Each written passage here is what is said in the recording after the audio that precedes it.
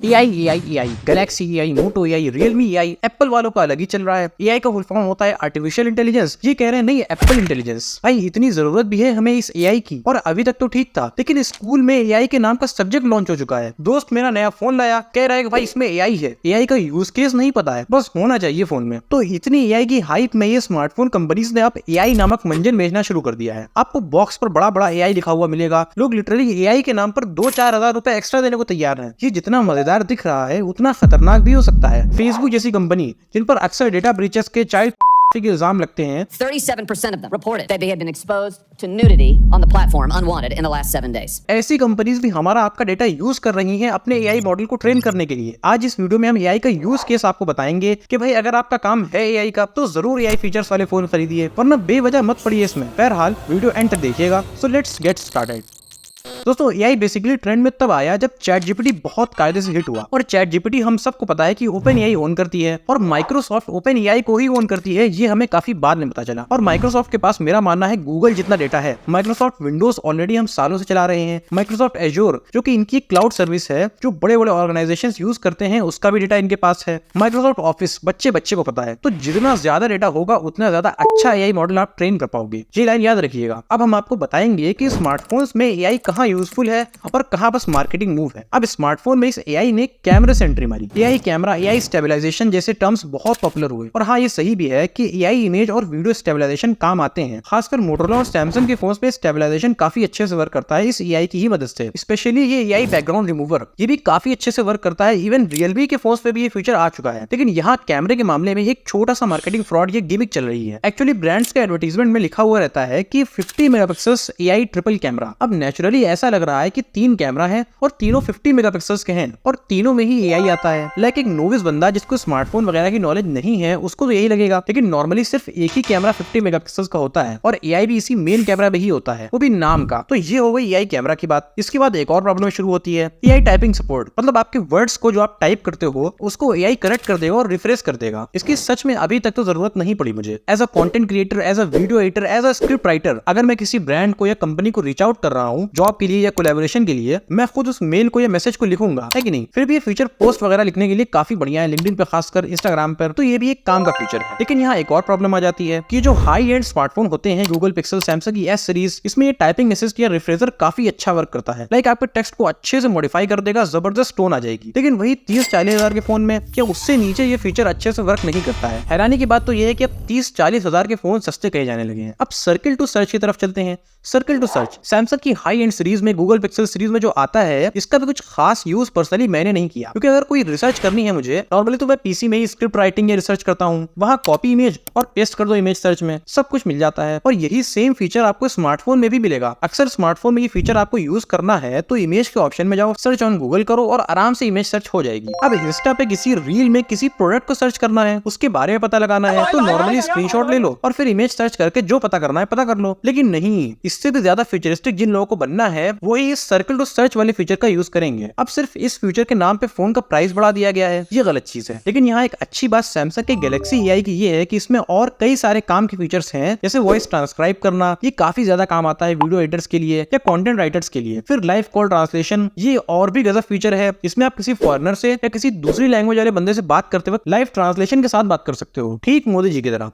वैसे ये features available हैं एक्सटर्नली दूसरे एप्स पे, लेकिन फिर रिलायबिलिटी इशू आता है कि अक्सर दूसरे एप्स पे एड्स आते हैं और फिर उसका प्रीमियम लो ... लेकिन सोचो कि ये लाइव कॉल ट्रांसलेशन वाला फीचर कहीं ट्रूकॉलर पे आ गया। माइक्रोसॉफ्ट का एक क्लिप चैम्प ऐप है एप्पल यूजर्स के लिए, इसमें तो ट्रांसक्राइब ऑडियो का फीचर भी काफी अच्छे से आता है। और इसको करो साइड में, एक सिंपल 7000 के व्यू के फोन में आप रिकॉर्डिंग ऑन करो और किसी व्हाट्सएप चैट पे जाके गूगल कीबोर्ड से वॉइस सर्च ऑन कर लो और सारी ऑडियो ट्रांसक्राइब हो जाएगी बिना किसी दिक्कत के। तो यार हो सकता है कि सैमसंग के गैलेक्सी एआई का ट्रांसक्राइब 10% फास्टर हो, और इतने में क्या ही डिफरेंस हो जाएगा। और अगर ओपन एआई, चैट जीपीटी के ओनर्स कहीं लाइव ट्रांसक्राइब वाला फीचर ले आए तो भाई तब तो पब्लिक इन पर भरोसा करेगी, क्योंकि ये एक रेप्यूटेड कंपनीज हैं। वैसे इसके बारे में अभी आगे डिटेल में बात होगी। अब इसके आगे बढ़ो तो आता है एआई वॉलपेपर। ये फीचर मैंने खासकर मोटोरोला के फोन्स पे देखा है। इसमें भी यही प्रॉब्लम है कि भाई पहले तो मैं इंटरनेट से डाउनलोड करके कोई बहुत ही तगड़े वॉलपेपर्स लगा सकता हूँ। प्ले स्टोर पे कई एप्स आते हैं और थीम्स एंड वॉलपेपर के ऑप्शन में काफी अच्छे वॉलपेपर ऑलरेडी अवेलेबल होते हैं। उसके बाद भी कई लोग तो अपने रिश्तेदारों की, अपने दोस्तों की, पार्टनर्स की फोटो लगाए फिरते हैं। तो इस फीचर को भी डस्टबिन में ही डाल दो, क्योंकि यार मैंने तो बहुत ही कम लोग देखे हैं जो थीम्स एंड वॉलपेपर्स के लिए अपना टाइम वेस्ट करें। अब एक और काफी जरूरी फीचर जो कि प्रीमियम फोन्स, खासकर जब S24 अल्ट्रा लॉन्च हुआ था, मुझे याद है कि सभी टेक यूट्यूबर्स ने इस फीचर को खासकर बताया था। ये एक कॉल असिस्ट है। मतलब अगर आपको किसी अननोन नंबर से कॉल आता है तो आप उससे इनडायरेक्टली किसी एआई की आवाज यूज करके बात कर सकते हो। लेकिन अब ये फीचर ट्रू कॉलर में भी है। मतलब कोई भी इस फीचर को यूज कर सकता है। तो आपके फोन का प्रीमियम फील तो गया काम से, सिर्फ एक ऐप इंस्टॉल करने से। अब ये तो एआई फीचर्स के बारे में बात हो गई। इसके आगे इन एआई फीचर्स का आपको नुकसान क्या होगा, चलिए ये बताते हैं। ये एआई फीचर्स क्लाउड बेस्ड हैं। मतलब ये फीचर्स किसी भी फोन में डाले जा सकते हैं सॉफ्टवेयर अपडेट की मदद से। मतलब अगर आपने कल को कोई फोन खरीदा है बड़ी अपनी मेहनत की कमाई से 1-1.25 लाख का, और उसमें एक्सक्लूसिव एआई फीचर्स अवेलेबल हैं, call assist, circle to search, image object remover, blah blah blah. लेकिन अब ब्रांड ने सोचा कि भाई दूसरे स्मार्टफोन की सेल भी बढ़ानी है, तो ये सर्किल टू सर्च वाला फीचर हम अपने दूसरे फोन में भी दे देंगे। तो बेसिकली अब आप प्रीमियम यूनिक तो नहीं रहे। 1 लाख खर्च करने के बाद भी ये सैमसंग के S24 सीरीज के साथ हो चुका है। एक और बड़ी प्रॉब्लम, कुछ ऐसे ऐप्स हमारे फोन में इंस्टॉल होते हैं जिनसे हमारी लाइफ बिल्कुल जुड़ी रहती है, like Instagram, WhatsApp, Snapchat, true collar मैंने अभी बताया। अब इन ऐप्स के क्रिएटर के पास हमारा काफी सारा डेटा होता है, लाइक फेसबुक, इनके पास हमारा सब कुछ है। और शायद इसीलिए ये व्हाट्सएप वाला मेटा एआई काफी प्रिसाइज है, काफी अच्छे विजुअल देता है। तो कोई बंदा जिसको जल्दी से कोई AI image, let's say playing football बना के भेजना है अपने किसी दोस्त को व्हाट्सएप पे, तो वो सैमसंग का एआई फीचर क्यों ही इस्तेमाल करेगा। वो डायरेक्ट व्हाट्सएप पे अवेलेबल मेटा एआई को यूज करेगा और दैट्स इट। शायद अभी एप्पल ने अनाउंस किया है कि उनकी जो आईफोन 16 सीरीज लॉन्च हुई है उसमें जो एप्पल इंटेलिजेंस आया है उसकी मदद से आप एआई इमोजीज बना पाओगे। अब हम में से ज्यादातर लोग इंस्टा पे, व्हाट्सएप पे, स्नैपचैट पे ही चैट करते हैं इनफॉर्मली। तो यहाँ पे एप्पल की एक बार के लिए मान लेते हैं कि एआई इमोजीज वाली कैपेबिलिटी काम आ जाएगी। लेकिन अगर व्हाट्सएप पे मेटा एआई में भी कोई इमोजी जनरेटर आ गया तो तब तो लोग इंटरनली अवेलेबल फीचर को ही यूज करेंगे। इस बात को यूज समझो कि हम में से कितने लोग व्हाट्सएप पे जो इमोजीज यूज करते हैं वो व्हाट्सएप का यूज करते हैं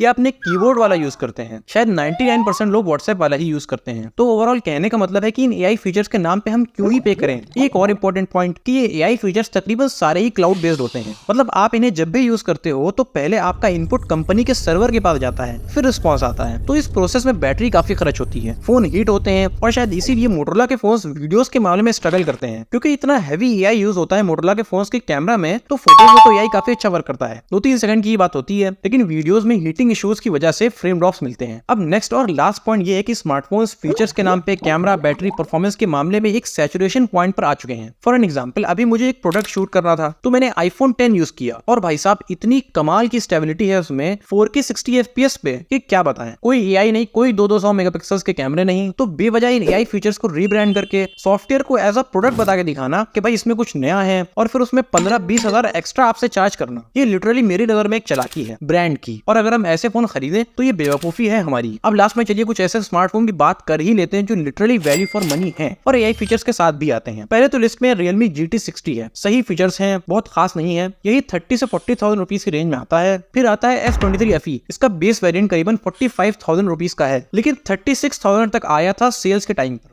Motorola H50 Pro, Moto G85, G35 etcetera. तो फाइनली एआई फीचर्स के नाम पर बेवकूफ मत बनिए और स्मार्ट चॉइस कीजिए। शुक्रिया।